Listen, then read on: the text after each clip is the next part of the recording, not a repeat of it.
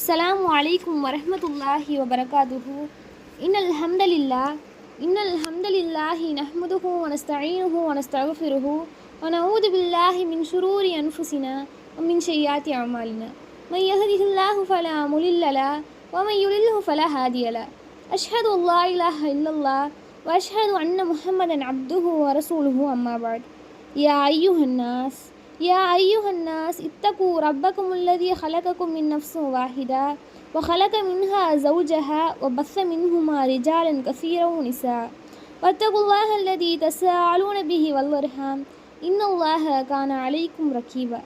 எல்லாமல்ல அல்லாஹ்வின் நல்லடியார்களே, நபிகள் நாயகம் ஸல்லல்லாஹு அலைஹி வஸல்லம் அவர்கள் மீதும் உத்தம சஹாபாக்கள் மீதும் சஹாபிய பெண்மணிகள் மீதும் முஸ்லிம்கள் மீதும் குறிப்பாக உங்கள் மீதும் என் மீதும் அல்லாஹ்வின் சாந்தியும் சமாதானமும் என்றென்றும் நின்று நிலவட்டுமாக என்று பிரார்த்தித்தவளாய் எனது உரையை ஆரம்பம் செய்கிறேன். உங்கள் மத்தியில் நான் எடுத்துக்கொண்டுள்ள தலைப்பு சொர்க்கத்தில் நுழைவதற்கான தகுதிகள். மறுமை நம்பிக்கை கொண்ட முஸ்லிம்களுக்கு நரகம் பற்றி அதிகமாக எச்சரிக்கை செய்யப்படுவது போல சொர்க்கம் பற்றி அதிகமாக நினைவு கூறப்படுவதில்லை. சொர்க்கத்தின் இன்பங்கள் பற்றி பேசப்படுற அளவுக்கு அதில் நுழைவதற்கான தகுதிகள் பற்றியும் இன்னும் வேறு விஷயங்களை பற்றியும் அதிகமாக பேசப்படுவதும் இல்லை. சொர்க்கத்தின் நுழைய யார் தகுதி பெற்றவங்க அப்படின்னு சொல்லி அல் குர்ஆனில் பல இடங்களில் வந்துட்டு அல்லாஹ் தெளிவுபடுத்தியிருக்கான். ஒவ்வொரு இடங்கள்லையும் பல்வேறு தகுதிகளையும் குறிப்பிட்டிருக்கான். முதலாவதாக, இணை வைப்பு இல்லாத நல்லடங்களுடன் கூடிய இறைநம்பிக்கை கொண்டவரே சொர்க்கம் செல்ல தகுதியானவர் என்பதை பல வசனங்களில் வந்துட்டு இறைவன் அழுத்தமாக கூறியிருக்கான். அல்லாஹுக்கு இணை கற்பிக்காத ஏகத்துவவாதி மட்டுமே சொர்க்கம் செல்ல தகுதிப்படுத்தவர். யார் அல்லாஹுக்கு இணை கற்பித்து விட்டாரோ அல்லது இஸ்லாத்தில் வந்துட்டு அடிப்படைகளில் ஒன்று மறுத்து விட்டாரோ அவர் சொர்க்கம் செல்லும் தகுதியை வந்துட்டு இழந்து விட்டார். அல் குர்ஆனில் சொர்க்கவாசிகளை பற்றி பேசும் பல இடங்களில் நல்லடங்களை புரியும் மொமீன்களே சொர்க்கத்துக்கு தகுதியானவங்க என்பது வந்துட்டு தெளிவாக எழுத்துரிக்குது. அல்லாஹ் தஆலா தன் திருமலை சொல்லும்போது, வல்லதீன ஆமனு வஅமிலு ஸாலிஹாத்தி லா நுகல்லிஃபு நஃப்ஸன் இல்லா உஸ்ஸஹா உலாயிக அஸ்ஹாபுல் ஜன்னதி ஹும் ஃபிஹா காலிதூன். நம்பிக்கை கொண்டு நல்லறங்க செய்வோரே சொர்க்கவாசிகள், அவர்கள் அதில் நிரந்தரமாக இருப்பார்கள், எவரையும் அவர்களின் சக்திக்குட்பட்டை தவிர சிரமப்படுத்த மாட்டோம்னு அல்லாஹ் தஆலா தன் திருமலை சொல்கிறான். நம்பிக்கை மட்டும் வச்சா உறுதியாக இருக்கிறது மிக முக்கியமான ஒன்றா இருக்குது. எங்கள் இறைவன் அல்லாஹ்வே என கூறி பின்னர் உறுதியாகவும் நின்றோருக்கு எந்த அச்சமும் இல்லை, அவர்கள் கவலைப்படவும் மாட்டார்கள், அவர்களே சொர்க்கவாசிகள், இது அவர்கள் செய்து கொண்டிருக்க கூலியாகும் சொல்லி அல்லாஹ் தஆலா சொல்கிறான். சில இடங்களில் சொர்க்கம் செல்வதற்கு அல்லாஹ்விடம் பிரார்த்திக்கிறது, அவனுக்காக தர்மம் செய்வது தகுதியும் வேணும். அச்சத்துடனும் எதிர்பார்ப்புடனும் தமது இறைவனை பிரார்த்திக்க அவர்களின் விழாப்புறங்கள் படுக்கையிலிருந்து விலகும். நாம் வழங்கியவற்றிலிருந்து நல்வழியில் செலவிடுவார்கள். அவர்கள் செய்து கொண்டதற்கு பரிசாக அவர்களுக்காக கண்குளிரும் வகையில் மறுத்து வைக்கப்பட்டுள்ளதை எவரும் அறிய மாட்டான் அல்லாஹ் தஆலா தன் திருமலை சொல்கிறான்.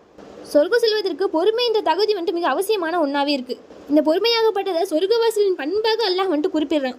நம்பிக்கை கொண்டு நல்லறங்கள் செய்வோரை சொர்க்கத்தில் உள்ள மாளிகையில் குடியமர்த்துவோம். அவற்றின் கீழ்ப்பகுதியில் ஆறுகள் ஓடும், அதில் அவர்கள் நிரந்தரமாக இருப்பார்கள். உழைத்தோரின் கூலி அழகானது, அவர்கள் பொறுமையை கடைபிடிப்பார்கள் அல்லாஹ் தஆலா தன் திருமலையில் சொல்கிறான். இன்னும் ஒரு முறை நபிகள் நாயகம் ஸல்லல்லாஹு அலைஹி வஸல்லம் அவங்க அன்சாரி பெண்களிடம், உங்களில் ஒருவருடைய 3 பிள்ளைகள் பருவ வயதை அடைவதற்கு முன் இருந்தும் அப்பெண் தன்னுடைய நன்மையை எதிர்பார்த்து பொறுமை காத்தால் அவர் சொர்க்கத்தில் நுழையாமல் இருப்பதில்லை என்று கூறினாங்க. அப்போது அந்த பெண்மணிகள் ஒருவர், அல்லாஹ்வின் தூதரே, 2 பிள்ளைகள் இருந்தாலுமா என்று கேட்குறாங்க. 2 பிள்ளைகள் இருந்தாலும் தான் அப்படின்னு சொல்லி நபிகள் நாயகம் ஸல்லல்லாஹு அலைஹி வஸல்லம் வந்துட்டு விடையளிக்கிறாங்க. துன்பம் ஏற்பட்டால் இறைவனிடமே திரும்பும் குணமும் சொர்க்கவாசிகள் குணம் சொல்லி அல்லாஹ் தஆலா குறிப்பிடுறான். நம்பிக்கை கொண்டு நல்லறங்கள் செய்து தமது இறைவனை நோக்கி திரும்பியவரே சொர்க்கவாசிகள், அதில் அவர்கள் நிரந்தரமாக இருப்பார்கள் அல்லாஹ் தஆலா தன் திருமலையில் குறிப்பிடுறான். இன்னும் மறுமை நாளில் அல்லாஹ்வின் முன்னிலையில் நிறுத்தப்பட்டு விசாரிக்கப்படுவோம். இந்த இறை பயம் சொர்க்கவாசிகளின் முக்கிய தகுதியான ஒன்றாவே இருக்குது. அல்லாஹ் தஆலா தன் திருமலை சொல்லும்போது, வலிமன் ஹாஃப மகாம ரப்பிஹி ஜன்னதான், தமது இறைவன் முன்னிற்பதை அஞ்சியோருக்கு என்ற சொர்க்க சோலைகள் இருக்குன்னு அல்லாஹ் தஆலா சொல்கிறான். இன்னும் நபிகள் நாயகம் ஸல்லல்லாஹு அலைஹி வஸல்லம் அவங்க சொர்க்கம் செல்ல தகுதி பெற செய்யும் பண்புகளை பற்றியும் சொல்லியிருக்காங்க. அல்லாஹ்வின் தூதர் ஸல்லல்லாஹு அலைஹி வஸல்லம் அவங்க ஒரு நாள் உரையாற்றிய போது பின்வருமாறு சொல்கிறாங்க. சொர்க்கவாசிகள் 3 ஆவர். நீதி நெறி வலுவாமல் வாரி வழங்கி நல்லறம் புரியும் வாய்க்கேட்கப்படும் அரசர், உறவினர்களிடமும் மற்ற முஸ்லிம்களிடமும் அன்புடனும் இரக்கத்துடனும் நடந்து கொள்பவர், குழந்தை இருந்தும் தவறான வழியில் பொருளீட்டு விடாமல் தன்மானத்துடனும் சுய மரியாதையுடனும் வாழ்ந்த மனிதர் அப்படின்னு சொல்லி நபிகள் நாயகம் ஸல்லல்லாஹு அலைஹி வஸல்லம் அவங்க சொல்கிறாங்க. இன்னும் பார்த்தோம் அப்படின்னா, சொர்க்கம் செல்வதற்கு தகுதி பெற்றவர் பள்ளிவாசலுடன் அதிக தொடர்பில் இருப்பவரும் ஆவான்னு சொல்லி நபிகள் நாயகம் ஸல்லல்லாஹு அலைஹி வஸல்லம் அவங்க சொல்கிறாங்க. ஒருவர் பள்ளிவாசலுக்கு வணங்குவதற்காக சென்று வந்தால் அவர் ஒவ்வொரு முறை சென்று வரும்போதும் அவருக்காக அல்லாஹ் சொர்க்கத்தில் அவருடைய மாளிகையை ஆயத்தப்படுத்துகிறான்னு சொல்லி நபிகள் நாயகம் ஸல்லல்லாஹு அலைஹி வஸல்லம் அவங்க சொல்கிறாங்க. சொர்க்கம் செல்வதற்கு என்னென்ன தகுதிகள் இருக்கணும் அப்படின்றதையும் சொர்க்கவாசிகளுக்குரிய பண்புகளையும் பார்த்தோம். இந்த அடிப்படையில் நன்மைகளை செய்து நல்லடியார்களாக மன்னிக்கின்ற பாக்கியத்தை நம் அனைவருக்கும் இறைவன் மாறி வழங்குவானாக.